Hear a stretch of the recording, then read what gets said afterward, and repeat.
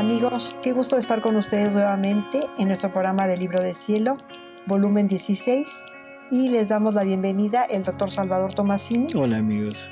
Alejandro Carrega. Hola, buenas noches. Y su servidora Elvi Carrión, y damos comienzo con la lectura 16.8, julio 24, 1923. La voluntad es el depósito de todo el obrar de la criatura. Me sentía muy oprimida por la privación de mi siempre amable Jesús y decía entre mí: todo ha terminado para mí. Por cuanto lo busco no viene. ¡Qué tortura! ¡Qué martirio!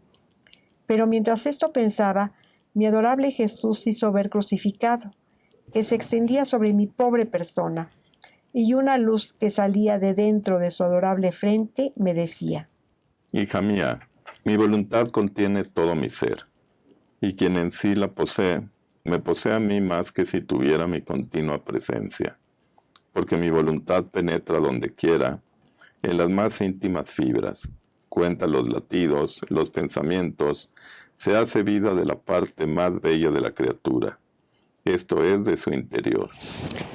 Esto también nos debe llamar la atención, o sea, ¿qué nos está diciendo? Que su voluntad abarca todo. O sea, su voluntad abarca a su ser y por lo tanto abarca a Jesús, y el alma que tiene la divina voluntad en sí posee a un Jesús mucho más que si lo tuviera continuamente sensible, ¿sí? Esto para ir entendiendo todo este, ¿cómo diríamos? Drama de Luisa cada vez que no ve a Jesús, ¿no? Uh-huh. Pero lo que es totalmente inconcebible es que la criatura a la que no le cupo su ser, que recordemos las palabras de Jesús, que cuando nos crearon quisieron poner su ser en nosotros, pero no nos cabe, o sea, su ser es infinito y nosotros somos finitos. Entonces, como no pudieron poner su ser en nosotros, pusieron su vida y su voluntad para que esa voluntad hiciera crecer la vida hasta donde quisiera. Pero ahora resulta que su voluntad maneja todo su ser, mueve todo su ser, domina todo su ser. Por lo tanto, ahora la divina voluntad desde la criatura tiene la posibilidad de poderse poner en todo el ser divino. Tiene la posibilidad de poder hacer que el ser divino haga o unir el ser divino a lo que la criatura hace. Por lo tanto, lo que la criatura hace se convierte en parte del ser divino. ¿Sí? Uh-huh. Es increíble lo que nos está diciendo. A ver, sigamos a ver qué. Del cual brotan como de una fuente las obras externas, volviéndola inseparable de mí, mientras que mi presencia, si no encuentra mi voluntad en el alma, no puede ser vida de todo su interior, y ella queda como dividida de mí. ¿Cuántas almas después de haber gozado de mis favores y de mi presencia, no estando en ellas la plenitud de mi voluntad, su luz, su santidad, se han engolfado de nuevo en la culpa, han tomado parte de los placeres, se han separado de mí porque no estaba en ellas esa voluntad divina que vuelve al alma intangible de cualquier culpa, aún mínima? Por eso las obras más puras, más santas, más grandes, son formadas en quien posee toda la plenitud de mi voluntad. Mira, también en la criatura, la supremacía la tiene su voluntad. Así que si esta tiene vida, y si esta no está, parece como un árbol que mientras tiene tronco, ramas, hojas, está sin fruto. La voluntad en la criatura no es pensamiento, pero me da la vida a la actitud de la mente. No es ojo, pero da la vida a la mirada, porque si tiene voluntad el ojo, quiere ver, quiere conocer las cosas. De otro modo, es como si el ojo no tuviera vida. No es palabra, pero da vida a cada una de las palabras. No es mano, pero da vida a la acción. No es paso, pero da vida al paso. No es amor, deseo, afecto, pero da vida al amor, al deseo, al afecto. Pero esto no es todo. Mientras es vida de todos los actos humanos, con el cumplirlos la criatura queda despojada de sus mismos actos. Como el árbol cargado de frutos. La criatura queda despojada de sus mismos actos. Porque está haciendo los actos de Jesús, ¿no? Bueno, de la divina voluntad. Así es. Y eso es lo que el obstáculo principal. Como el árbol cargado de frutos queda despojado por las manos de quien los toma.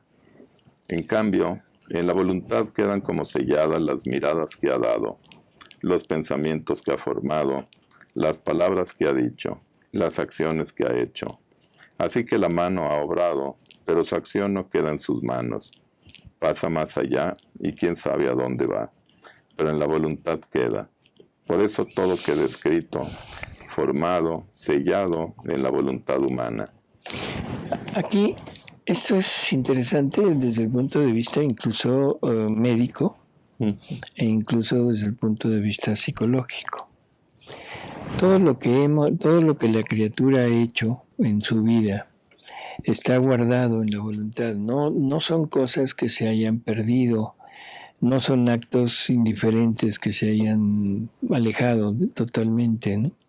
Sino todo lo traemos cargando. Por lo tanto, todos esos, entre comillas, daños, ¿sí?, que hemos recibido, los traemos en nosotros. Hay personas que son más susceptibles de que esos sucesos, puedan aflorar y puedan ocasionar trastornos de tipo de conducta, de comportamientos, tener ciertas manifestaciones de, alteraciones de personalidad, en fin. Si yo tengo esa noción, voy a entender lo que quieren decir cuando se habla de que necesitamos curar al niño interior que tenemos. O sea, algo pasó en mi infancia o en mi pasado, no importa cuándo.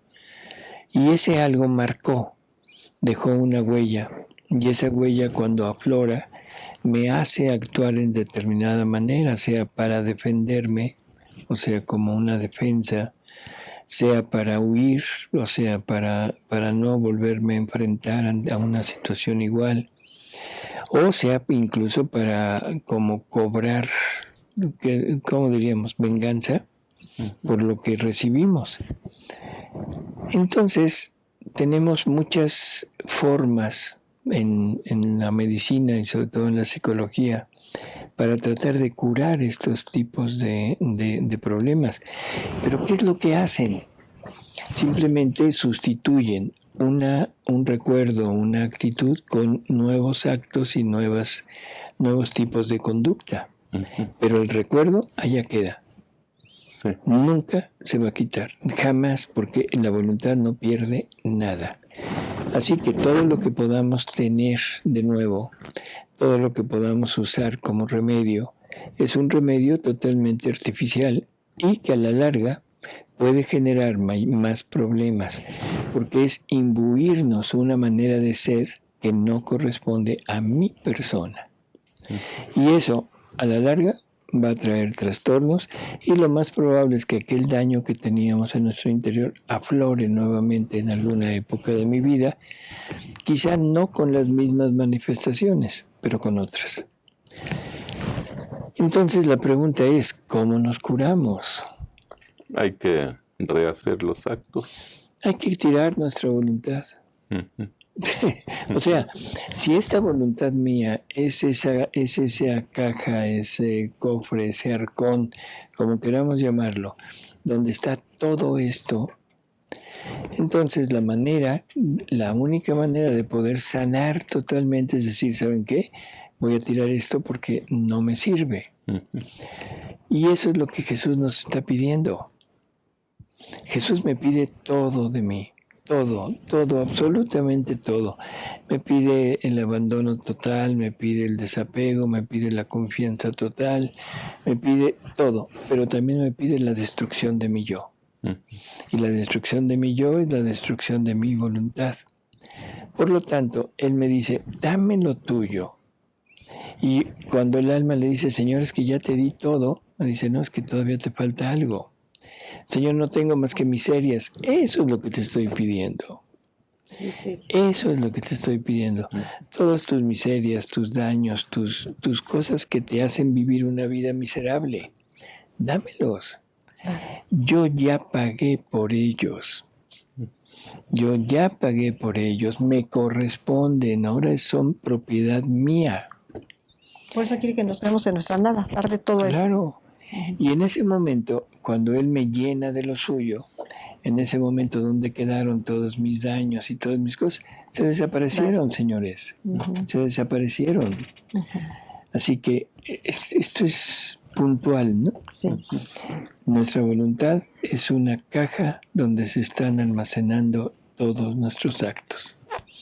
Y esa caja, que corresponde a lo que hemos hablado a veces, de que todo este trastorno emocional del hombre empezó en el momento de la caída de Adán, cuando se pierde el don de la integridad con Dios. Pues señores, vamos a hacer un esfuerzo y en vez de irle a pagar al psicólogo, en vez de irle a pagar al psiquiatra con un psicoanálisis que los va a llevar a la locura total después de años y años, mejor vamos a decirle a Jesús, Señor, aquí está mi vida, te la entrego y tú dame la tuya. Se acabó el problema. Y mejor que queden sellados nuestros actos divinos. Claro, eso ya es, bueno, esa es la consecuencia. Ahora viene todo aquello, lo que Dios quiere de nosotros, nos lo pone y se acabaron los problemas. ¿En dónde se quedaron los miedos? En ningún lado. ¿En dónde se quedaron las angustias? En ningún lado. ¿En dónde se quedaron las incertidumbres? En ningún lado. Tengo a Dios conmigo. Y esa es la confianza que Él quiere, entregarle todo y confiarnos a Él. Hay personas que confían tanto, por ejemplo, en la providencia. Está bien, perfecto. Pero bueno, ese es cada mes y hay que ir a echar 3 moneditas. ¿Sí? ¿Qué será traer a Jesús en nosotros continuamente? No, es enorme. Es enorme. Hay personas que confían en la intercesión que pueden hacer determinados santos. Está bien, pero ahora Jesús nos abre las puertas y nos dice, mira, no andes por las ramas. No andes por las ramas. No me mandes a alguien a hablarme de ti. Mejor tú háblame directamente a mí. Una comunicación directa, sin Así intermediarios. Esto es divina voluntad. Sí, así es. Por eso todo queda escrito, formado, sellado en la voluntad humana. Y si esto pasa en la voluntad humana, solo porque he puesto el germen, la semejanza de la mía, piensa tú misma cómo será la mía en mí mismo, y cómo será si la criatura se hace poseer de mi voluntad. ¿Cómo será si la criatura se hace poseer por mi voluntad? ¿Cómo será? No, pues... Divino. Divino, exactamente. Vamos a la siguiente. 16/9, julio 27, 1923. Jesús hace el depósito de los bienes, efectos, prodigios, conocimientos que contiene su voluntad en una criatura, para después darlos a los demás. Esta mañana mi dulce Jesús se hacía ver en modo maravilloso. Él estaba de pie sobre mi corazón. Había puesto 2 astas sobre las cuales había formado un arco, y en medio había fijado una ruedita con 2 cuerdas, una a la derecha y otra a la izquierda, y colgada una cubeta. Y Jesús con toda prisa hacía descender la cubeta en mi corazón. La sacaba llena de agua y la derramaba en el mundo.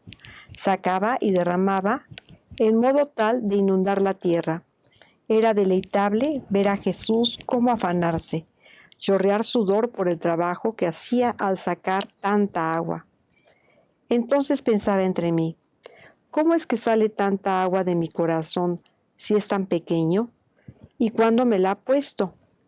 Entonces el bendito Jesús me hacía comprender que todo ese aparato no era otra cosa que su voluntad, que con tanta bondad había obrado en mí. El agua que sacaba eran todas las palabras y enseñanzas sobre su adorable voluntad, que como en depósito había puesto en mi corazón, que más que agua, queriendo regar la iglesia para darle el conocimiento de su voluntad, la sacaba para hacer que se cumpla como Él quiere. Y luego me ha dicho: Hija mía, así como hice en la encarnación, en que primero deposité en mi querida mamá todos los bienes que convenían para descender del cielo a la tierra, después me encarné e hice el depósito de mi misma vida, y de mi mamá salió este depósito como vida de todos, así será de mi voluntad.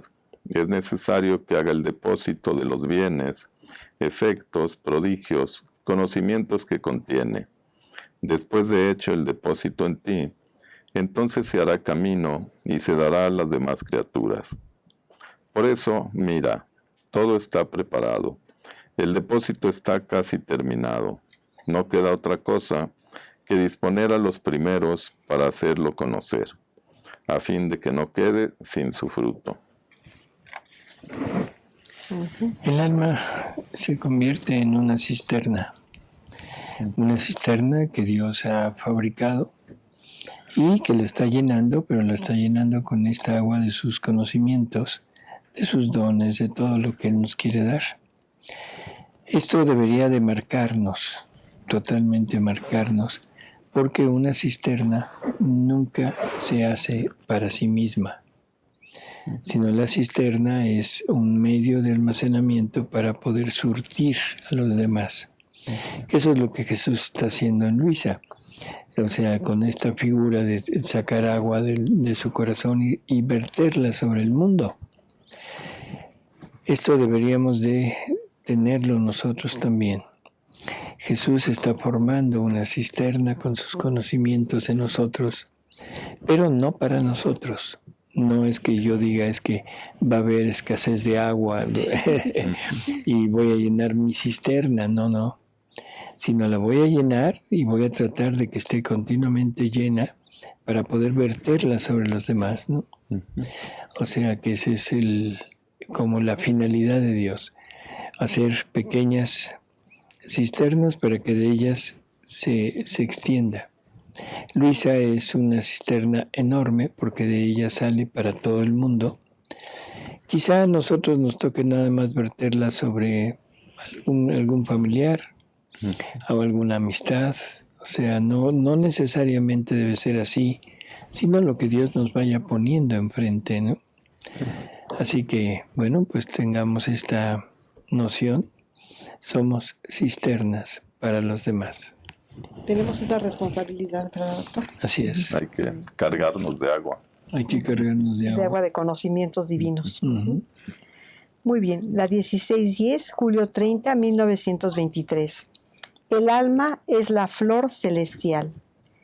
Estaba fundiéndome en el santo querer divino y mi dulce Jesús al venir me ha dicho: Hija mía, cada vez que el alma entra en mi querer para rezar, obrar, etc., tantas diversas tintas divinas recibe, una más bella que la otra. ¿No ves cuánta variedad de colores y de belleza contiene toda la naturaleza? Son las sombras de la variedad de los colores y belleza que contiene mi divinidad. Pero ¿dónde adquieren las plantas y las flores la variedad de los colores? ¿A quién le di el oficio de colorear con tantas variadas tintas a tanta diversidad de plantas? Al sol. Su luz y su calor contienen fecundidad y variedad de colores tales de embellecer toda la tierra. Y solo con que la planta se exponga a los besos de su luz, a los abrazos de su calor, la flor se abre y como correspondiéndole el beso y el abrazo, recibe los matices de las tintas y forma su bella coloración. Ahora, el alma que entra en mi voluntad simboliza la flor que se expone a recibir el beso y el abrazo del sol para recibir las diversas tintas que el sol contiene, y al corresponderle, recibe las diversas tintas de la naturaleza divina. Es propiamente el alma, la flor celestial, que el sol eterno con el aliento de su luz ha coloreado también, de perfumar cielo y tierra y alegrar con su belleza a la misma divinidad y a toda la corte celestial. Los rayos de mi querer la vacían de lo que es humano y la llenan de lo que es divino. Por eso se ve en ella el bello iris de mis atributos. Por eso, hija mía, entra frecuentemente en mi querer para recibir los matices y las variadas tintas de la semejanza de tu Creador. Todo lo que recibe la criatura nada más. O sea, es... ponerse ahí. Yo creo que el ejemplo que él pone, ese ejemplo que siempre pone con el sol, porque en realidad nunca hemos puesto atención al sol. O sea, en términos generales lo vemos como una bola de fuego y que nos da luz y calor, nada más. Pero en esa luz y calor va el color, va el sabor de los frutos, el sabor de los cereales. En esa luz va la vida del mundo animal. Incluso nuestra propia vida depende del sol. O sea que en realidad el sol contiene una cantidad de, ¿cómo diríamos?, de dones, de efectos sobre toda la naturaleza. Cuando Dios pone este ejemplo del sol en lo creado, ahora hay que ir a ver el ejemplo del sol divino en nuestras almas. A cada uno nos va a dar un color diferente, un sabor diferente, un olor diferente, porque no le gusta hacer siempre lo mismo, sino en la variedad es donde está la verdadera belleza, ¿no? La verdadera armonía entre todo. Por lo tanto, Jesús nos dice que todos en su voluntad, todos aquellos que quieran vivir en su voluntad, todos serán santos, todos serán divinos, todos bellos, pero todos diferentes. A él no le gusta hacernos en serie. Así es, todos diferentes. Eso ya marca una división entre lo que es la santidad humana y la santidad divina.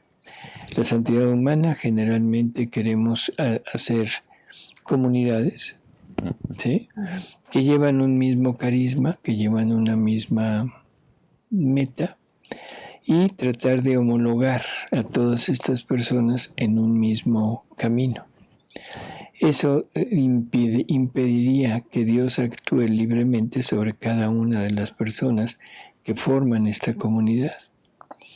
Por lo tanto, Dios quiere diversidad. ¿Se podrá esto realizar dentro de una comunidad como las conocemos en la actualidad?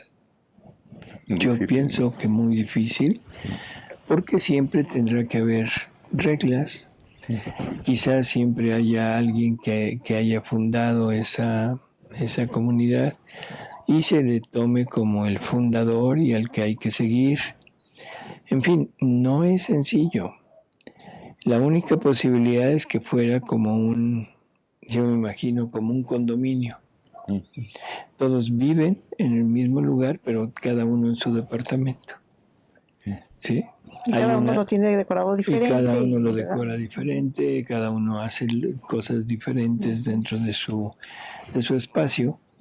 Y eso es lo que significaría la santidad en la divina voluntad. Entonces, una comunidad como esta ya no se puede llamar comunidad. ¿Sí? Podríamos ponerle otro nombre, el que ustedes quieran. Pero sí entender todos santos, todos divinos, pero todos diferentes.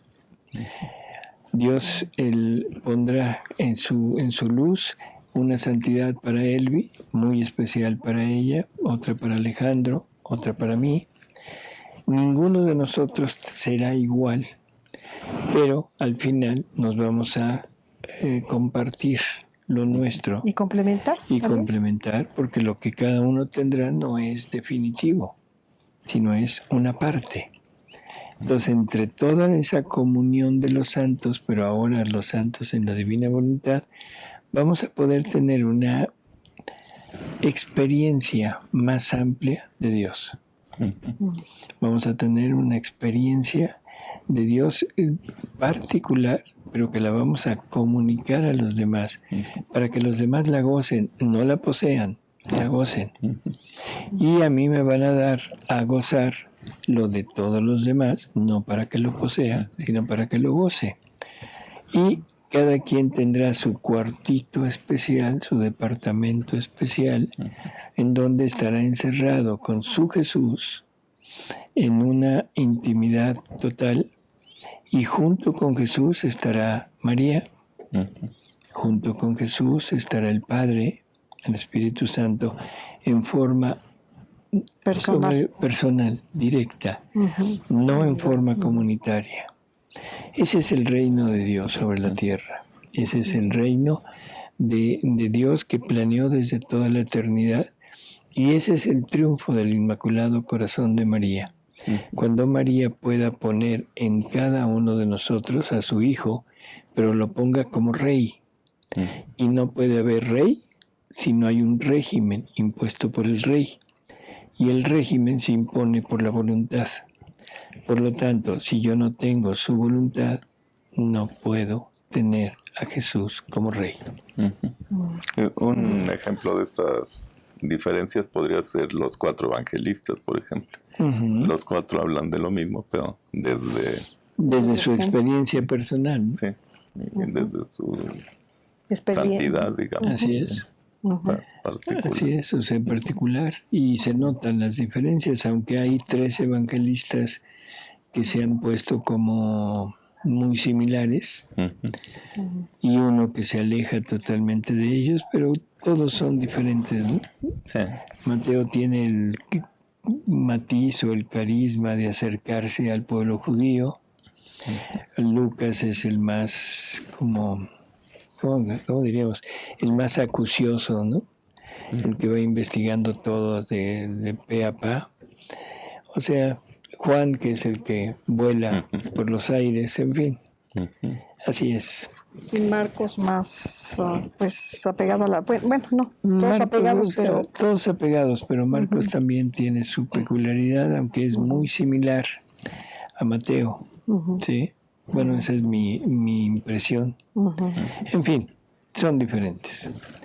Amigos, vamos a enarbolar esta diferencia. Vamos a tratar de llevar a cabo vivir en esta individualidad que Dios nos ofrece para cada uno de nosotros, y llevémoslo a cabo desde nosotros y desde la comunidad, pero no una comunidad unida en finalidad, en medio, sino en finalidad, que es la divina voluntad sobre la tierra. Elmi, gracias. Gracias, doctor. Alejandro, gracias, muchas doctor. gracias. Gracias, Alex. Pues muchas gracias, amigos. Nos vemos. Hasta luego.